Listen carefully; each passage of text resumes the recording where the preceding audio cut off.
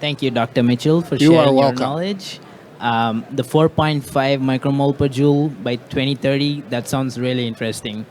And I'm looking forward to that.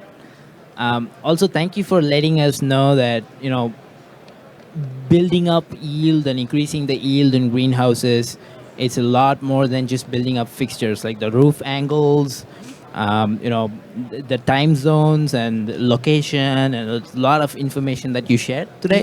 Even time of day. Absolutely. And this is going to be really helpful for people who are trying to get into this business, who are not familiar with it, especially. So thank you so much.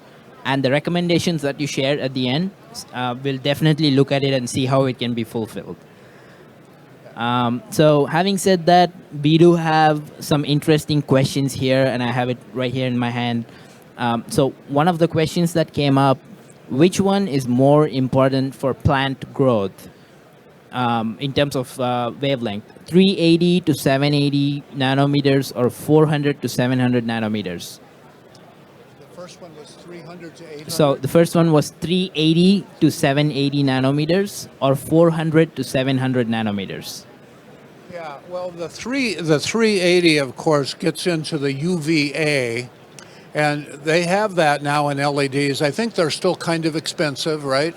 And it's going to be very species dependent what the answer to that is, because UV in nature is kind of like UVA, at least, is kind of sets up a sunscreen, but it also stimulates the production of bioactive products, and things like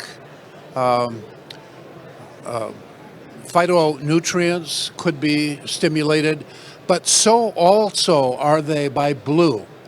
And there's a lot of research that remains to be done to see how much of the UV role can actually be replaced by the blue.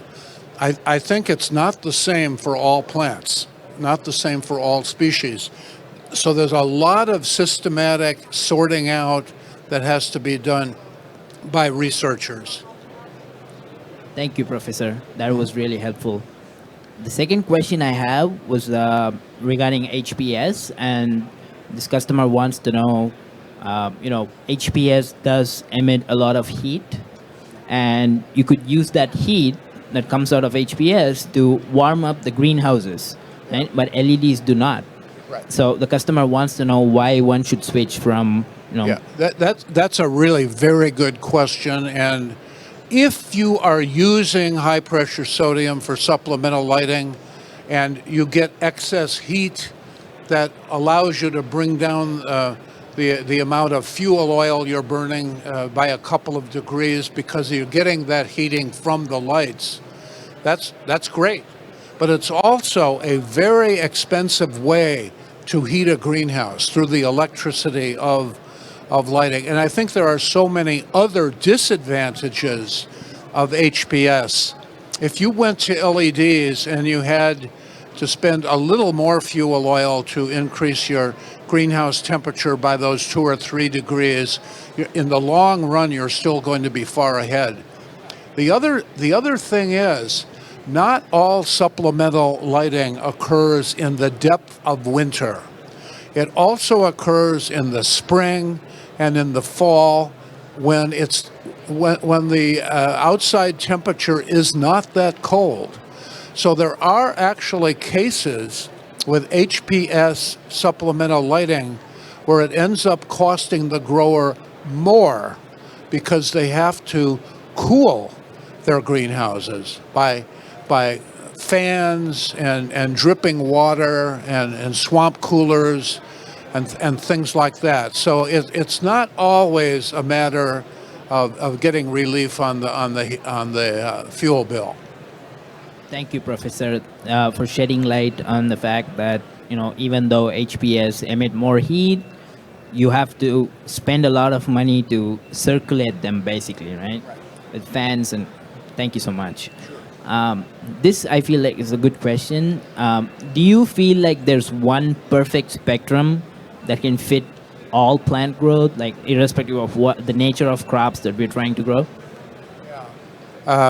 Well, certainly one spectrum, all plants will grow on it, under it, to a certain extent.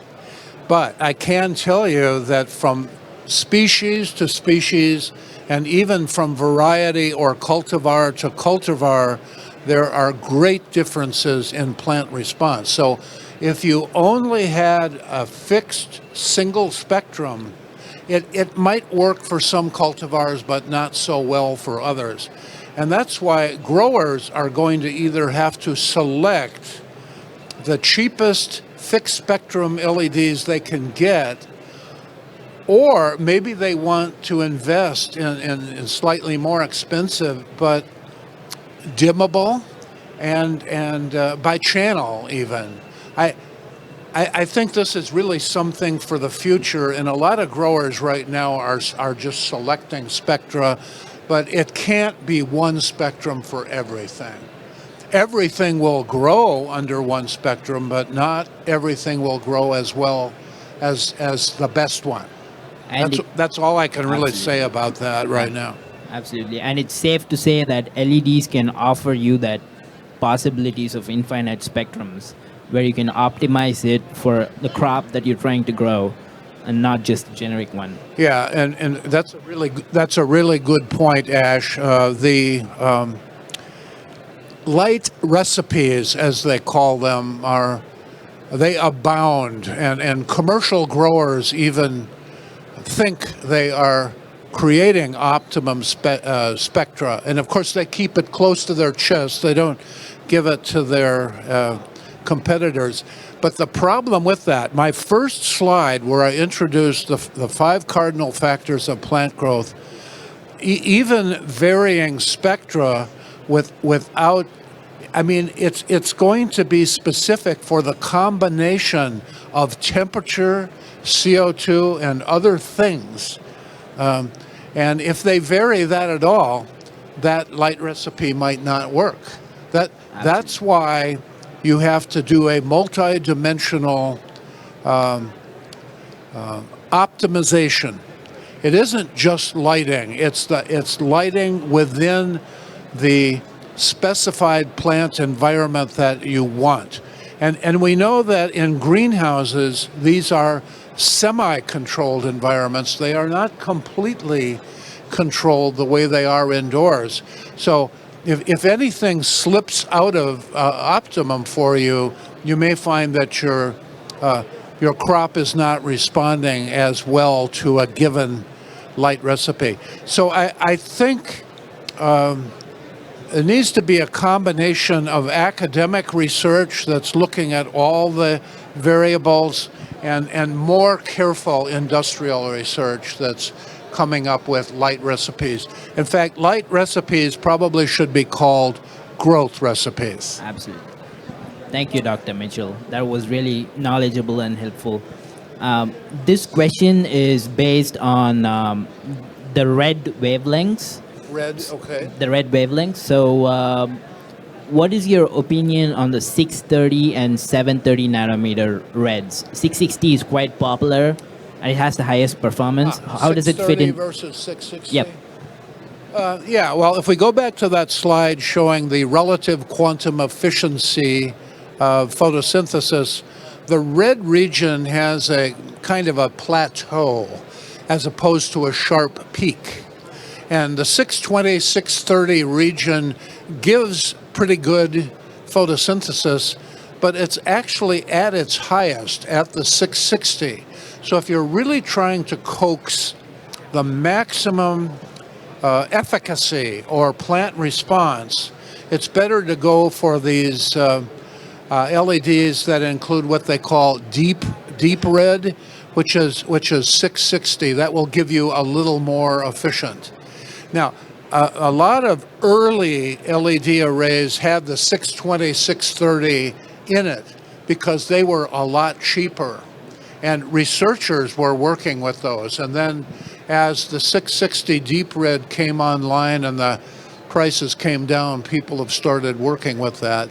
I would say another secondary effect is not photosynthesis, but it's photomorphogenesis, where you have the PR form of phytochrome, and it is absorbing maximally. I think it's around 663 nanometers or something, and that's a lot better than 620 or 630. So you could kill two birds with one stone there, one on maximizing out photosynthetic efficiency with 660, and also maybe hitting the peak of your phytochrome transformation if that's important for your crop. And it well might be. Thank you, Professor. This last question that I have here, I understand that we might have addressed it in our presentation, but I feel like this might be a good question to close on because there are a lot of people trying to get into the greenhouse business. So when you look at lighting fixtures, the highest efficacy ones, they are lower power consumption, right? So this question is basically based on a new customer who's trying to figure out whether he needs to design his fixture or her fixture with the highest PPE possible, or should he or she just focus on the spectrum, or a balance of both. So that's highest. Well, there's PPE. no one answer to that question exactly. either, because I think you need to start with the spectrum and make sure that whatever your target crop is, that you are giving at the correct spectrum. And then once you know what that is, then I think you'd want to try to max out the PPE so that you get more bang for your buck and you get higher photosynthetic efficiency for the lowest electrical energy input. So it's not a single thing. And so there are no simple answers for growers. They really have to be astute about everything, and not just about the lighting either.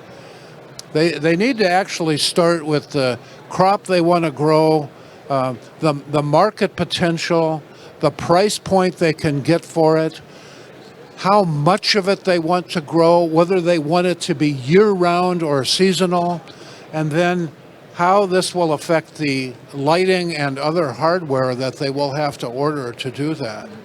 So you can't be too casual getting into this business and expect to be profitable right off the bat. But having said that, there's a lot of consultants out there that can help with that. And controlled environment agriculture is becoming a big thing at your mainline state universities, and there are CEA extension specialists who are available to consult on these things, and they can give you literature. So it's multifaceted. It's technology, but it's also economics, and it's marketing, and all of that. Thank you, Professor. That's very well said. With that, I thank Dr. Mitchell for being here and sharing his knowledge. Of course, Dr. Mitchell has a lot of papers published online if you're interested in reading. And I've read a lot of them and I've learned a lot. Thank you, Doctor.